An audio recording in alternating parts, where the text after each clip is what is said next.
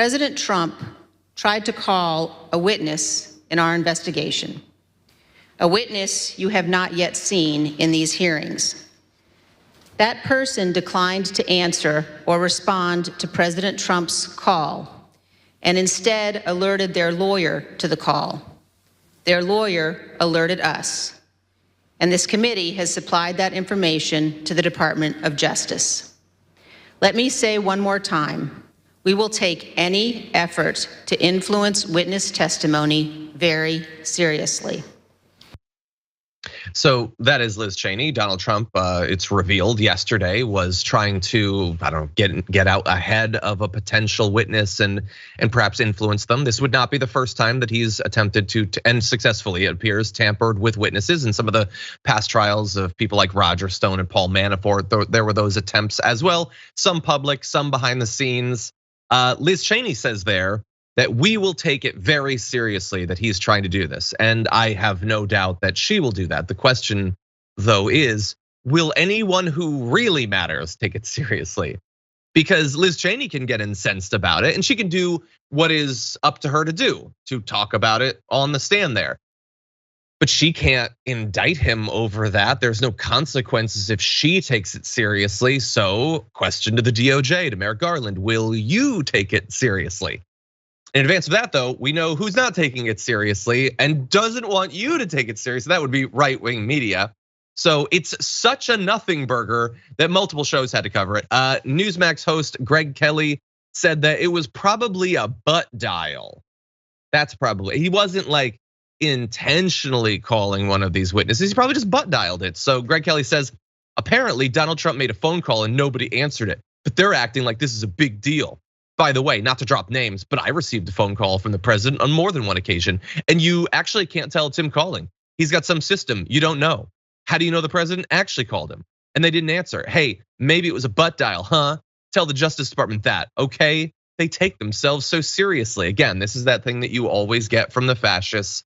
It's ridiculous for you to think that politics is serious, that there should be stakes or consequences. It gets to all be a game to us. We're just trolling, we're just making jokes. You're being so serious.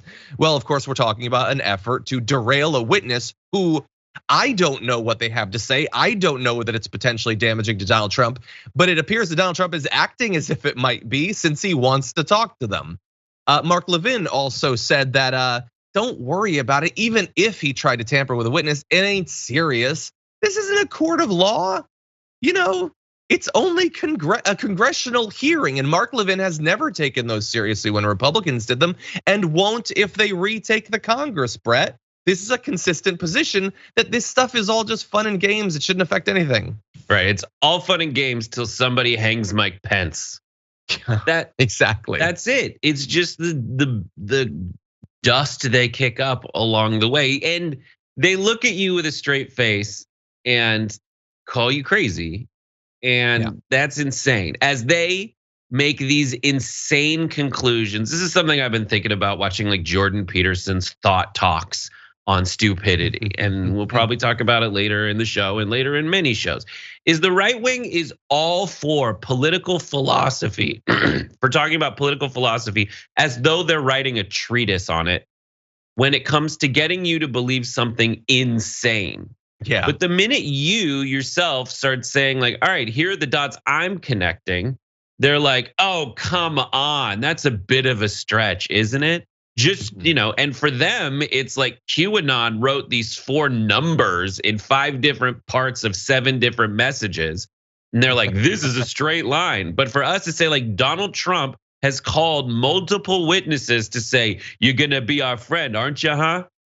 And we're supposed to think that that's not witness tampering? Come on, man. It's just they decide when it's time to be a philosopher and when it's time to say, you guys are too high right now. Exactly. Yeah, and look, I wish, I made like a sarcastic joke about Mark Levin's previous positions on Republican-led congressional hearings and all that, but this is all a waste of our time because there's no reason, there's no point. There's probably not time to waste and trying to figure out if he's being consistent. But no, he doesn't care. He wants the witness to be tampered with. That's what he wants. He doesn't care. In a time of the iPhone and John's weird Android fixation, no one butt dials anymore. What did he think maybe Trump still has a BlackBerry?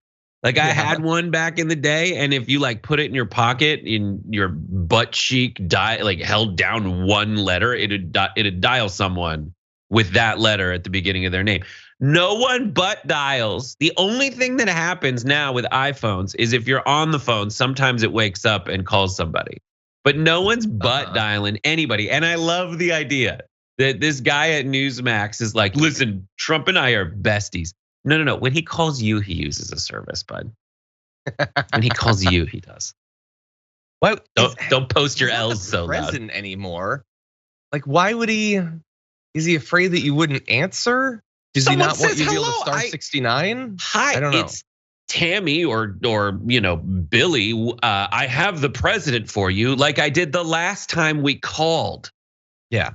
And each person this is so simple. Each person has an assistant making the phone calls and they connect them. I've done that. I've had that job. I have this person for you. And when that happens, instead of forwarding it to the person that was intended to do the call, that person puts them on mute, asks, do you want to take the call? Comes back after getting a no and saying, I'm going to connect you, and connects them with the lawyer. That's it. Yeah. That's what happens.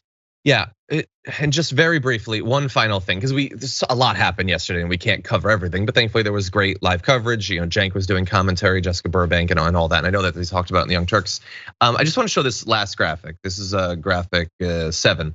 Brad Parscale on the 6th that night saying, yeah, but a woman is dead, after talking about them getting Donald Trump elected and how guilty he feels. And Katrina Pearson says, you do realize this was going to happen. And Brad says, yeah, if I was Trump and knew my rhetoric killed someone. And they go back and forth about that. And I feel like most of the commentary about this is focused on, wow, Brad Parscale, a guy who like ran his campaign. Didn't he think of like the Death Star and everything? Seems to actually care. And that's all true. That's all fair to point out that, oh my God, he is doing what we wish they would all do and speculate that many of them that would never admit it did do, which is actually be horrified at what they hath wrought. But also like, the Katrina Pearson comment, you do realize this was going to happen. How is that not a bigger part of the focus of this? This was good. Wait, did you not realize this was going to happen? If what? Like, I'm reading into that like we had a plan, there was going to be chaos. We knew that this stuff was going to happen. Why are you being so shocked now? And Katrina Pearson, so far as I've seen, hasn't been a big part of the conversation around January 6th since January 6th. She seems to be admitting quite a bit right there. Not just that it doesn't really seem to bother her that a woman died, let alone all of the other people that died and the many people who are put in the hospital and are going to suffer PTSD and lifelong, physical trauma and all that. But she's indicating like, this is how the cookies crumble. That woman was an egg, and I love me some omelets. That's what it seems like to me, and I don't feel like that's been enough of a part of the conversation, Brett. Listen, there are plenty of people in politics who send folks to their death all the time. Yeah, that's so true. that is A, desensitizing. B, generally Trump desensitizing everyone to this concept of mob violence for political ends, weaponized at the Capitol. Like he brought them to do this explicitly along the way. That's like saying like it was morning, fine. It was afternoon, it was sunset. Oh my God, why is it dark? Yeah. Why is it dark after that? Who knew it would get dark when the sun goes down? It's like, yeah, you knew this was gonna happen. And Brad Parscale, who is incidentally a moron, and got the crap beat out of him and has had his own problems. But Brad Parscale is like, oh my God, it is night. I should have seen this coming. At least there's a little bit more awareness there. A little bit, yeah. And they knew this was gonna happen. They knew that they were riling these people up, and they knew they were sending them to kill the vice president. And they rely on the folks that they radicalize to do the thing radicalized people do, which is political violence. That's it. Yeah. And then they don't even pay their legal bills, which he totally could do. And it would make him look so good to his movement. They undercut themselves in their own horrible, evil efforts so much.